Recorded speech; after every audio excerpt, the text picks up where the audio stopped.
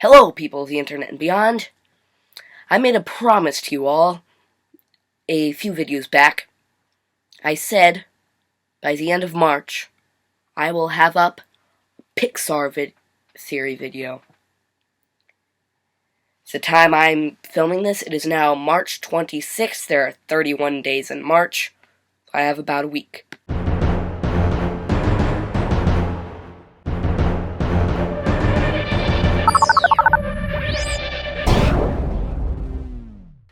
I actually filmed this entire video like 2 days before I went on DC,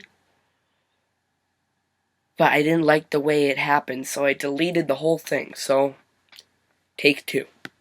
Wreck-It Ralph, Frozen, Tangled, Big Hero 6, all those movies are not Pixar movies. The only Pixar movie that I'm not sure how it will fit into the theory coming out in the next, 10 years is named Coco. So, when that comes out in about 5 years, I'll do a video on that. This video will include every Pixar movie up until Finding Dory. If you do not know what the Pixar theory is, well, you came to the right place. It is how all the Pixar movies fit together into a single universe. Very interesting. The official start to the Pixar theory up until late last year was Brave, but now it is The Good Dinosaur, but I'm going to start with Brave anyway. You'll understand. In Brave, we learn that fate is a very important thing in the Pixar universe. And also, that the witch has made people into animals, and that's why animals are very smart. We can assume that she has done it with other animals other than Mordu or Merida's mom, but so, animals are pretty smart, and fate is very important. Very important.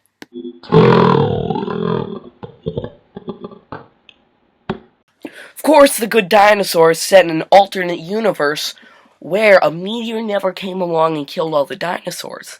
So you must say, hey,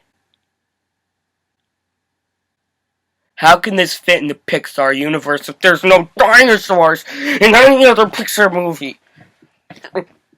Well, Mr. Sassy Man, that is because fate. Fate killed the dinosaurs.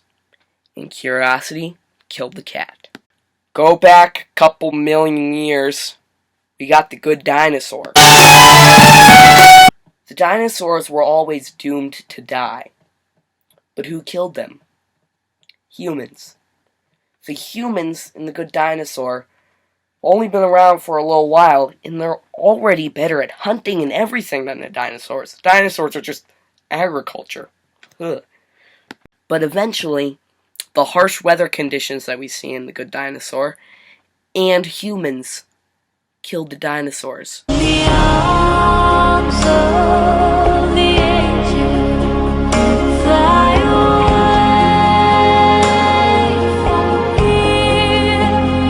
from this.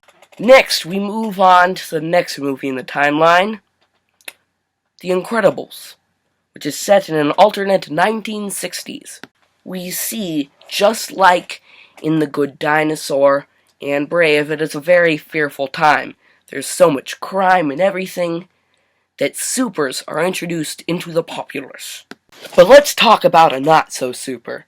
Syndrome. He creates an artificial intelligence machine to destroy all the supers. This is the first time that a robot is created in the Pixar universe. And then we learn to make robots to please us. Artificial intelligence continues into the Toy Story trilogy. Toys are artificial intelligence. Take my word for it. The toys, much like all artificial intelligence in the Pixar universe, draw their energy from humans. Just take my word for it. It makes sense. I really gotta write my name on the bottom of his foot. Buzz's too, but I don't know, I might. We also start to see some toys resent humans, such as Sid.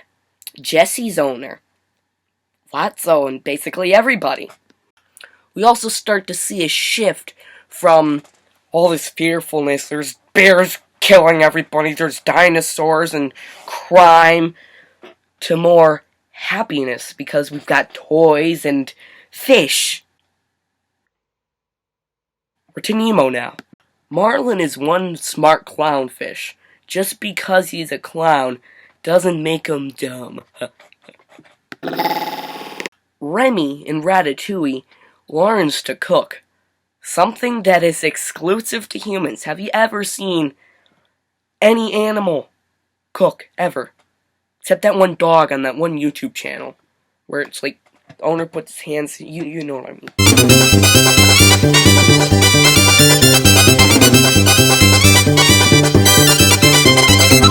I believe a certain person was traveling the world and saw that rats can cook and that animals are very smart.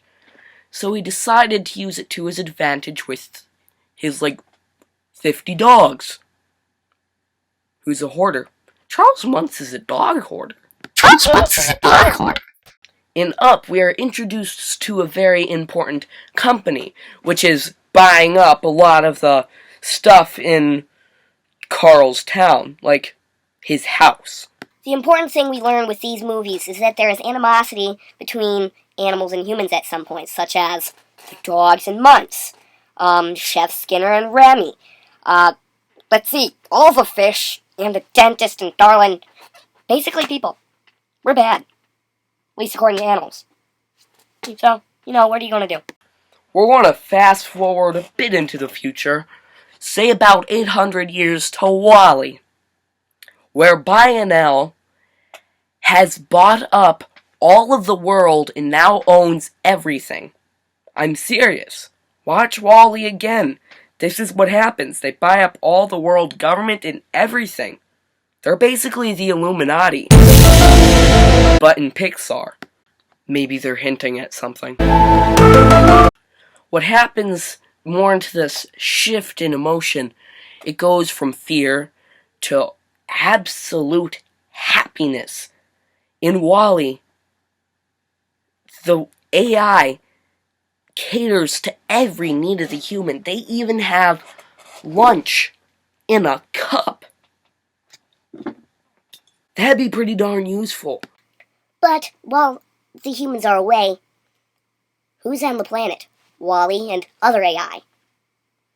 The cars. But AI needs humans to survive.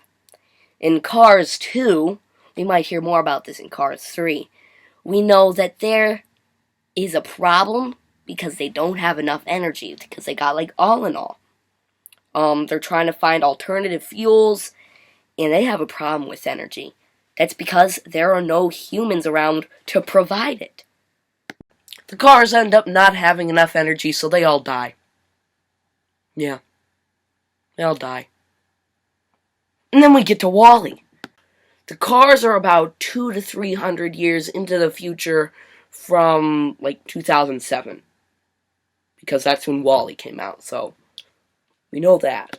At the end of Wall-E, all the humans on the Axiom get back to Earth, and they plant a tree. We see the tree at the end of the credits. That tree looks very familiar to something. The tree from A Bug's Life. A Bug's Life is set about 850 years in the future. In Bug's Life, we never hear that humans are a threat, except for one fly that got his wings picked off by a kid. But it's not like there are no humans. There's just about 1,000 humans left. That's it. Right now we've got 7 to 8 billion. So humans aren't a threat anymore. Surprise, all the humans die. And then animals rise up again. They get smarter and they evolve. And they're barely recognizable. And they start to look very strange. Almost like monsters. Yes, Monsters, Inc. is set in about the year 3,500 to like the year 4,500. Yeah, that's really far in the future. But you may say, hey,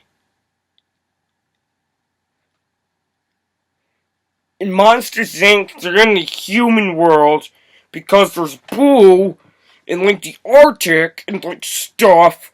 So you're wrong. It can't happen because they're in today time. Ugh. Well, guess what?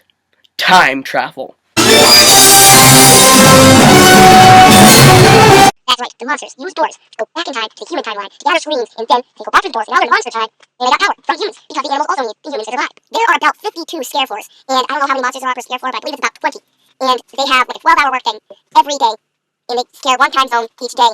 So yeah, they get a lot of screens.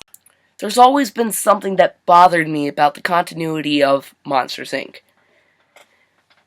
We have Sully and Randall, two of the best scarers of all time, working on the same scare floor for some reason, and we still have a power shortage. But, Monsters, Inc. in the human world takes place about the time of this shift from fear to joy. Yeah, joy. We're into Inside Out territory now. In the earlier Pixar films, fear. In the newer Pixar films, joy.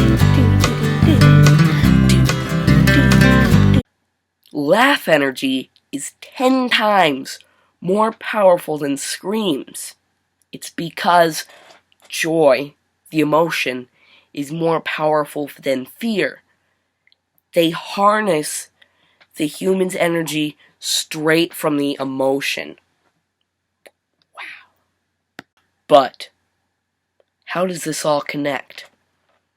Well, Boo, we believe, was looking for Sully her entire life, and she found out how to travel through time using doors, so she makes the magical time traveling door, and she travels back in time to the Dark Ages, to medieval times, to Brave! And she becomes a witch, and she's with all the wood, she makes a carving of Sully. It's really cool.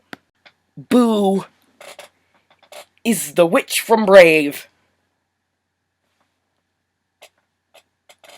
Quick recap.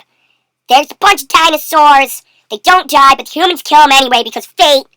And then there's a witch, a time-traveling witch, that makes animals smart, and it's all, everything's scary. And then there's superheroes, because there's a bunch of criminals, and for some reason there's no super villains with, like, superpowers. Like, you know, that's kind of weird. But anyway, so then there's toys, because they're artificial intelligence. Sometimes don't like humans. And then there's fishies that, like, yeah, and then there's rats that can cook, and they're smart, and then there's buying old guys' houses, and then there's smart dogs, and then there's, like, robots in the future with buying all the world government and everything, and then there's bugs that have, like, a really, really, really complex society. They got, like, New York City under this, like, tuna fish can, and then there's, like, animals go to monsters, and somewhere in there there's Cars, which I forgot to say because Cars wasn't that great of a movie, except when I was a kid. That's about Pixar. Also emotions, it's like fearful here, and then it's like joyous here, and then there's Cars. I hope you wrote that down, because I'm not repeating myself. So that's fun. Yeah, I haven't said that in a while. I'm getting better at signing off of this, so I still need the outros, but I don't need them so bad. Also, I need a Pterosaurus Pterodactyl. I know! Not you. You were saying that you were going to make one. I'm still waiting. I would really like it. I also need Moose Podman's Rex, but, you know, no rush. I just like it because I want to feature it on the channel, so. Yeah, bye, everyone. I'm going to go to a better place. That's, my hair looks bad. Bye. I also haven't said anything in a while about the giveaway. You gotta enter the giveaway.